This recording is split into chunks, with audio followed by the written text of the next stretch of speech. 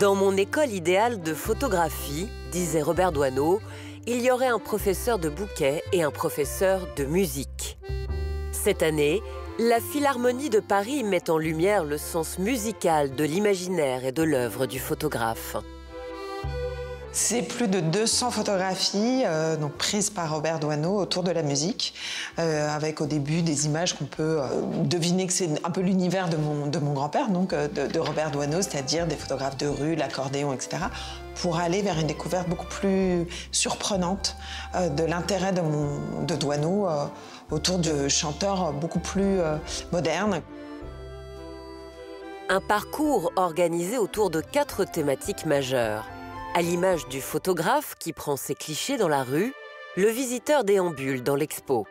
Le parcours continue avec la chanson, le studio et sa relation avec le violoncelliste Maurice Baquet.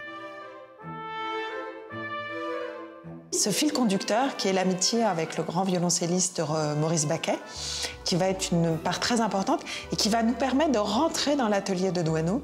Et dans cet atelier, on va pouvoir voir le travail en cours avec des vintages, avec ses carnets, avec son mur de travail de souvenirs, où là, on va rentrer dans une forme d'intimité du photographe qui est aussi très riche. Des images inédites, souvent inconnues du grand public. L'œuvre majeure de l'exposition, une photo de Pierrette Dorian qui a été prise à quelques pas d'ici, sur le canal de l'Ourcq. Pierrette Dorian nous regarde avec ses grands yeux noirs et capte l'objectif.